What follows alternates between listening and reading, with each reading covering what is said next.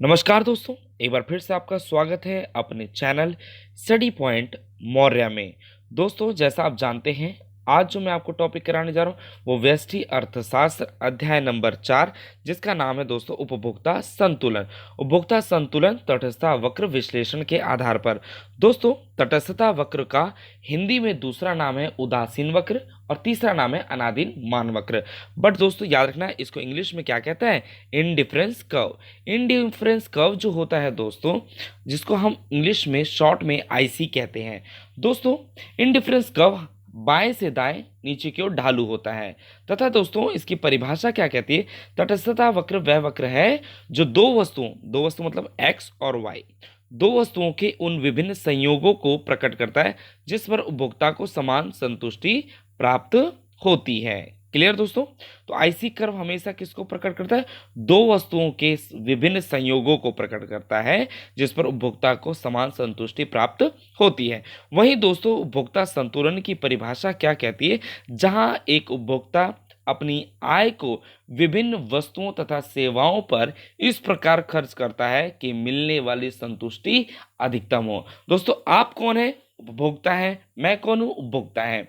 जब हम किसी वस्तु का उत्पादन करते हैं, प्रोडक्शन करते हैं, तो उस समय हम क्या बन जाते हैं दोस्तों? उत्पादक बन जाते हैं। तो दोस्तों इस अध्याय के कुछ महत्वपूर्ण ऑब्जेक्टिव प्रश्नों को करने जा रहे हैं दोस्तों, जो परीक्षाओं में अक्सर पूछा जाता है। दोस्तों, सबसे पहला क्वेश्चन क्या है?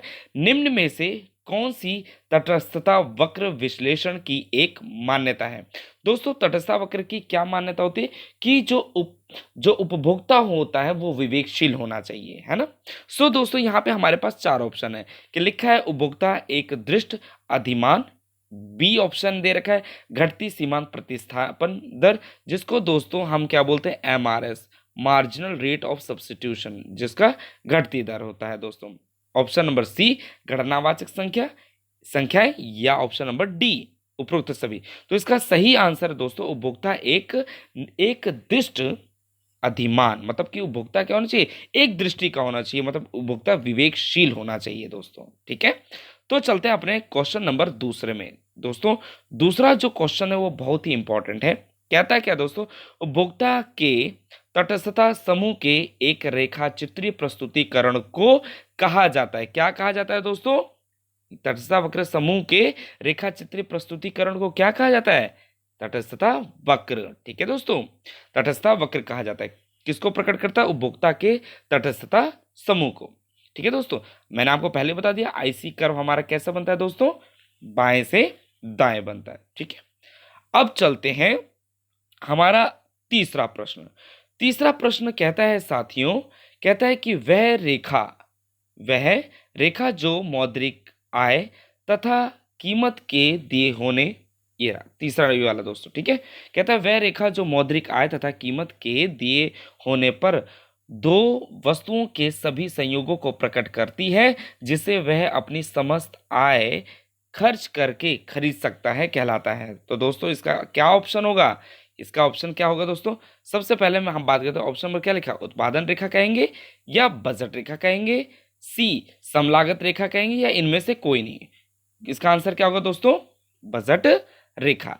दोस्तों, जो हमारी बजट रेखा होती है एक तरीके से उपभोक्ता की आय को विभिन्न या दो भागों में बांटती है जिस पर उपभोक्ता को संतुष्टि प्राप्त हो सके। तो दोस्तों option number B is a correct answer. Clear साथियों? अब आते हैं अपना चौथा प्रश्न। दोस्तों, हमारा जो चौथा प्रश्न पूछता है क्या है दोस्तों? कि बजट रेखा दर्शाती है। दोस्तों, बजट रेखा क्या दर्शाती है? मैं आपसे जानना चाहता हूं, आपको क्या लगता है कि बजट रेखा क्या दर्शाती है दोस्तों? कीमत के अनुपात को, या आय के अनुपात को, लागत के अनुपात को, या इनमें से कोई नहीं? तो दोस्तों याद रखना, बजट किसको दर्शाता है? कीमत के अनुपात को। दोस्तों, हर व्यक्ति क्या चाहता है? हर उपभोक्ता अपना बजट बनाता है, और बजट वो किसको लेके बनाता है दोस्तों? वस्तु की कीमत को लेकर के बनाता है। अगर उपभोक्ता को लगता है यार ये वस्तु बहुत अधिक कीमत की है, अगर उसका प्राइस क्या है? अधिक है, तो अपने आप वो क्या करता है? उस वस्तु की क्वांटिटी को कम कर देगा। तो क्या है? बजट रेखा किसको दर्शाती है दोस्तों? कीमत के अनुपात को। क्लियर साथियों? अब चलते हैं अपना प्रश्न नंबर 5वां। प्रश्न नंबर 5वां कहता है एक्स तथा वाई। याद रखना दोस्तों, इकोनॉमिक्स में, हमारी व्यष्टि अर्थशास्त्र में एक्स तथा वाई से ही डिनोट किया जाता है वस्तुओं को। ठीक है दोस्तों, जिससे हम आसानी से समझ सकें। दोस्तों क्वेश्चन क्या कहता है? कहता है एक्स तथा वाई वस्तुओं के पर्याप्त संयोग इस मान्यता पर आधारित है कि पी एक्स तथा पी वाई। तो दोस्तों ये पी एक्स क्या है? मतलब कि एक्स वस्तु की कीमत, और पी वाई क्या है? वाई वस्तु की कीमत। तो इसमें दोस्तों क्या क्या लिखा है? इसका क्वेश्चन लिखा है एक्स तथा वाई वस्तुओं के पर्याप्त संयोग इस मान्यता पर आधारित है कि पी एक्स तथा पी वाई क्या होने चाहिए? स्थिर हमेशा रहते हैं। दोस्तों याद रखना, जब कीमत दोनों की बराबर होगी, स्थिर रहेगी, तभी उपभोक्ता का सही संतुलन बनता है। ठीक है दोस्तों, अब चलते हैं अपने छठा प्रश्न। दोस्तों छठा प्रश्न यहाँ पे क्या लिखा है दोस्तों? एमआरएस। क्या लिखा है? एमआरएस। एमआरएस की फुल फॉर्म होती है मार्जिनल रेट ऑफ सब्स्टिट्यूशन, सीमांत की प्रतिस्थापन दर। तो दोस्तों इसका क्वेश्चन क्या कहता है कि तटस्थता वक्र। दोस्तों मैंने पहले ही बता दिया आपको, तटस्थता वक्र क्या दर्शाता है? तटस्थता वक्र वह वक्र है जो दो वस्तुओं के विभिन्न संयोगों को प्रकट करता है, एक्स वस्तु और वाई वस्तु। दो वस्तुओं के उन विभिन्न संयोगों को प्रकट करता है जिस पर उपभोक्ता को समान संतुष्टि प्राप्त होती है। क्लियर? तो दोस्तों यहाँ क्या लिखा है? तटस्थता वक्र विश्लेषण के अनुसार एक उपभोक्ता संतुलन कब प्राप्त करता है? दोस्तों जैसा आप जानते हैं, ये हमारी क्या है? ये बजट रेखा है। क्या है दोस्तों? बजट रेखा। और आईसी कर्व जब इसको टच करके जाता है, आईसी कर्व जब टच करके जाता है, तो जो यहाँ पे जो संतुलन स्थापित होता है उसी को M R S equal to P X upon में पी वाई स्थापित होता है। तो इसका करेक्ट आंसर क्या है दोस्तों? छठे का ऑप्शन नंबर ए है। ठीक है, ओके। संतुलन की बात किया ना दोस्तों, इसलिए यहाँ पर क्या है? M R S X Y equal to P X upon में पी वाई। ठीक है, अब चलते हैं अपने प्रश्न नंबर 7वां। 7वां क्या कहता है दोस्तों? तटस्थता वक्र संबंधित है किससे? मैंने आपको पहले ही परिभाषा बता दी दोस्तों। किससे? आप बताएं जरा दोस्तों, इसका ऑप्शन नंबर आप बताएं। देखो, तटस्थता वक्र संबंधित है किससे? संबंधित है उपभोक्ता की आय पर? नो। एक्स तथा वाई वस्तु की कीमत से संबंधित? No. Option number C, X तथा वाई वस्तुओं के प्राप्त कुल उपयोगिता से? नो। उपभोक्ता की रुचि तथा अधिमानों से? Option number D is the correct answer of it question. Clear साथियों? अब चलते हैं अपने प्रश्न नंबर 8वें पे। 8वां क्या कहता है दोस्तों? कहता है एक्स तथा वाई वस्तुओं के बीच एमआरएस में गिरने की प्रवृत्ति पाई जाने पर तटस्थता वक्र क्या होता है? मूल बिंदु की ओर उन्नततर होता है। क्या होता है दोस्तों? मूल बिंदु की ओर उन्नततर होता है। ठीक है दोस्तों, याद रखना दोस्तों, हमारा पीपीसी कर्व जो होता है नतोदर होता है, और जो हमारा आईसी कर्व होता है वो उन्नततर होता है। क्लियर? अब चलते हैं अपना लास्ट और अंतिम प्रश्न। कहता है सीमांत प्रतिस्थापन दर प्रकट करती है। सीमांत प्रतिस्थापन दर को मैंने पहले ही बता दिया दोस्तों, इसको शॉर्ट में क्या बोलते हैं? MRS, marginal rate of substitution, है ना दोस्तों। एमआरएस की परिभाषा क्या कहती है? कहता है इसकी सीमांत प्रतिस्थापन दर से अभिप्राय उस दर से है जिस पर उपभोक्ता वस्तु एक्स की एक अतिरिक्त इकाई प्राप्त करने के लिए वस्तु वाई का त्याग करने का इच्छुक होता है। मार्जिनल रेट ऑफ सब्स्टिट्यूशन क्या कहता है?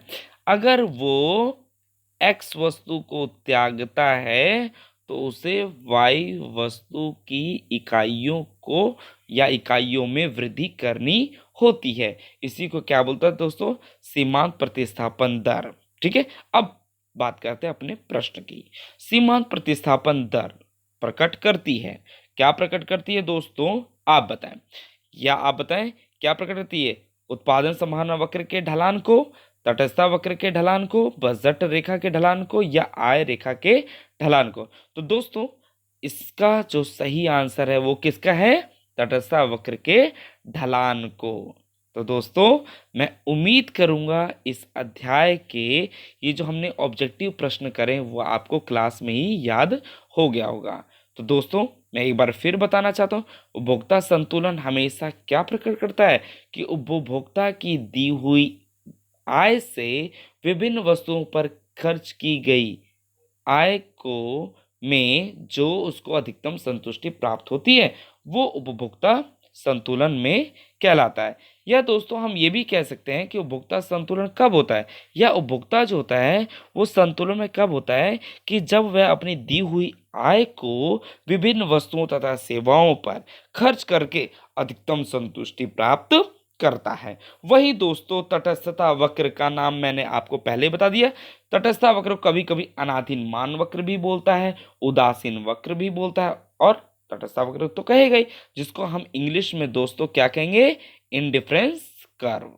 तो दोस्तों मैं उम्मीद करूंगा आज की इस क्लास में जो भी हमने 9 के 9 ऑब्जेक्टिव प्रश्न करें वो क्लास में ही याद हो गए होंगे। तो दोस्तों मिलते हैं अपनी अगली वीडियो में। दोस्तों अगर साथियों इस पाठ के या हम कह सकते हैं व्यष्टि अर्थशास्त्र के बुक के अगर आपने वीडियो नहीं देखी दोस्तों तो प्लेलिस्ट में जा करके दोस्तों व्यष्टि अर्थशास्त्र के सारे जो टॉपिक मैंने कराए हैं उस वीडियो को आप देख सकते हैं।